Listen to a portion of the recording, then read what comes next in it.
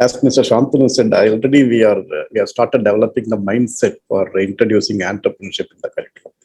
And I would say there are two recent developments have definitely brought a change in the mindset of academicians also. One, I would say NEP 2020, as you rightly said, with so much of a thrust on startup funding by different schemes. And second one is everyone knows the COVID-19 pandemic. I think these two act as an enabler and feeder for developing more entrepreneurial thought process of even among the academicians. I would say NEP is an enabler and pandemic act as a feeder for cultivating more entrepreneurial thought process of entrepreneurs.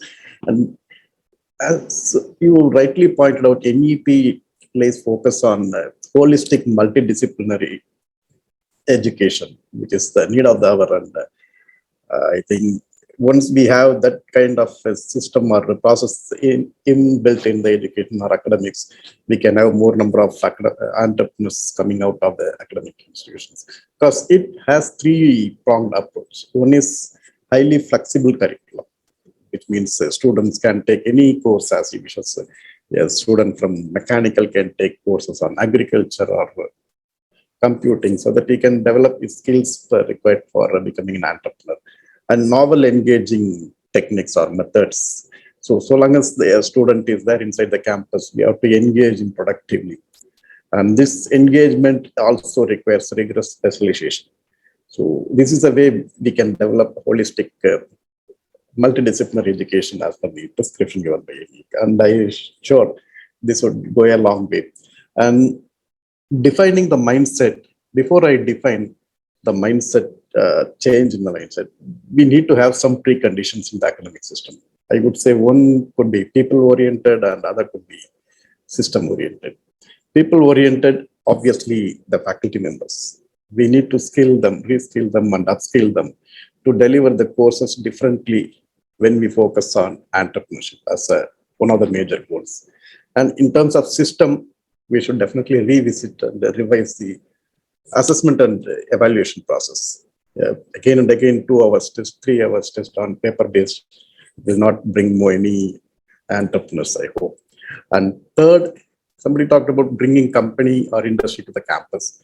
I would say we should promote more companies through the students.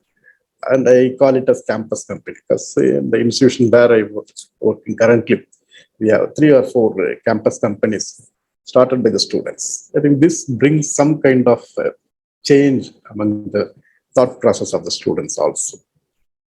And next systemic change would be the number of working days concept. Today, even if you go to ACT or UGC, they say so many number of working days to be maintained for a semester. So this we have to, I think, go away from this kind of mundane or mandatory requirements. When we say entrepreneur, we cannot define a number of days to become or to change or to become an entrepreneur.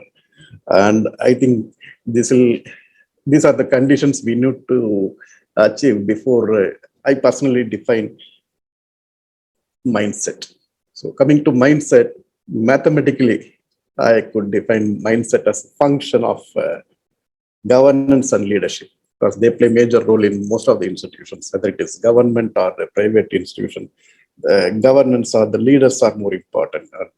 Second, mindset is a function of faculty and students, because they are enabler and taker. So unless we change the mindset of these two, it is very difficult to get the entrepreneurial component inbuilt into the curriculum.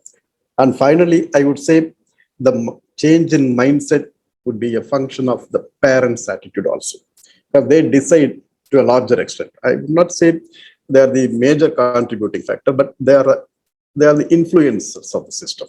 So we have to consider all the 4, and then we should define the mindset in an academic system. And coming to skill sets, you talked about 21st century skill set, and I strongly feel teaching of skill sets cannot be considered independently. That is again the reason why NEP 2020 is defining holistic multidisciplinary education, so which also includes skill set. whether it is cognitive skills or skills required for non-repetitive functions or operations. It has to be taught holistically. And today, the teachers are not the absolute authority for transfer of knowledge. They're just connecting the learners with the system.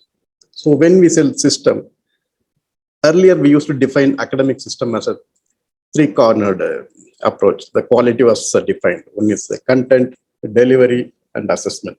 And today, that cannot be true with respect to entrepreneurship development. We need to have one more corner from triangular approach to rectangular approach. Content, delivery, assessment, and support system. So without support system, it's very difficult to introduce entrepreneurship or any skills sets among the students. I hope, but these are very possible in any academic system. I hope.